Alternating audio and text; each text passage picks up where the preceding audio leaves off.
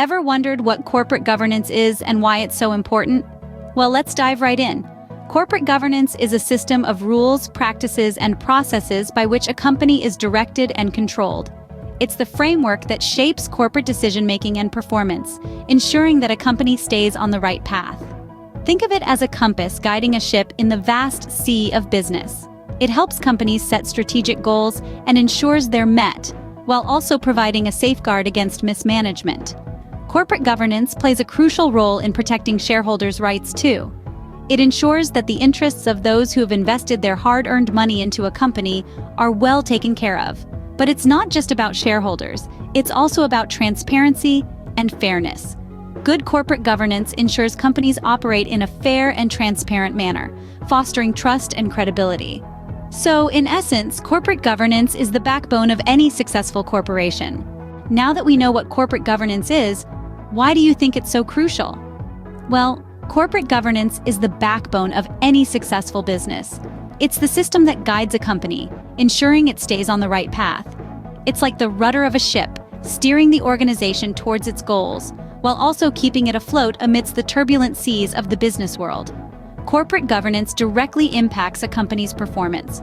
A well-governed company is likely to be more efficient, profitable, and trusted by its stakeholders. It's the key to maintaining a good reputation, which in today's digitally connected world is more important than ever.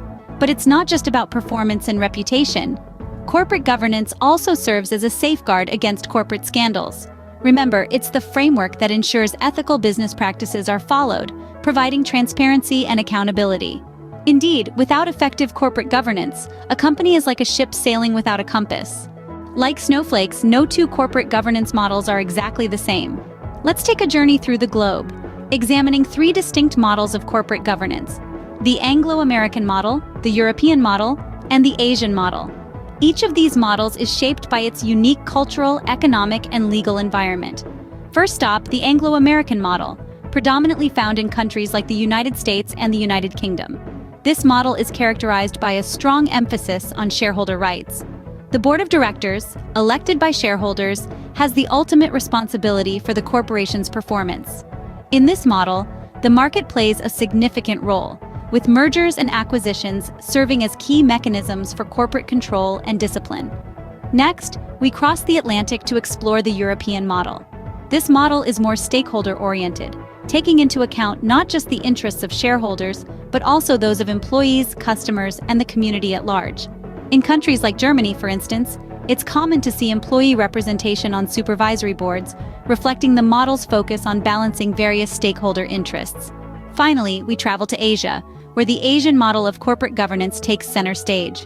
This model is characterized by strong familial or personal ties, and often a significant role of the state in corporate affairs. In countries like Japan and South Korea, you might find closely knit business groups known as keiretsu and chaebol, respectively, demonstrating the importance of business relationships and long-term stability in this model.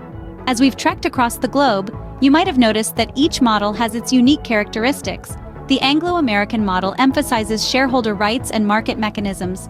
The European model balances the interests of various stakeholders, and the Asian model underscores the importance of relationships and long-term stability. But it's important to remember that these models aren't static. They evolve over time, influenced by changes in culture, economic conditions, and legal frameworks. So while we've provided a snapshot of these models as they stand today, they may look different in the future. As you can see, each model has its unique characteristics and is shaped by its cultural, economic, and legal environment. Now let's delve deeper into the differences between these models. As we navigate the labyrinth of corporate governance, it's essential to realize that no one model fits all. Each model has its unique strengths and weaknesses, and their effectiveness can vary significantly depending on the business environment. Let's start with the Anglo-American model. Often seen as the epitome of free market capitalism, this model places a great deal of emphasis on shareholder value. It offers the advantage of clear financial objectives and strong incentives for management to perform. However, it can also be short-sighted, prioritizing immediate returns over long-term sustainability. Next, we have the German-Japanese model. Here, the focus is more on the interests of a broader range of stakeholders, such as employees and suppliers. This model promotes long-term stability and loyalty, but it can sometimes be slow to adapt to change due to its emphasis on consensus decision-making. Then we have the Middle Eastern model, which integrates Islamic principles into corporate governance. This model values ethical business practices and social responsibility. However, it may pose challenges for companies operating in non-Islamic countries due to cultural and regulatory differences. Finally, the Chinese model, characterized by strong state influence, prioritizes national interests and economic stability. While this model can facilitate large-scale initiatives and maintain control over strategic industries, it can also limit entrepreneurial spirit and market competition. So which model is the best? Well, the answer isn't black and white. The most effective model can depend on various factors, such as the company's size, industry, and geographical location. It's also about balancing the needs and interests of different stakeholders, from shareholders and employees to customers and the wider community. In a rapidly changing business landscape, flexibility is key. Companies need to be able to adapt their corporate governance practices to meet new challenges and opportunities. This might mean adopting elements from different models or even creating a hybrid model that fits their unique circumstances.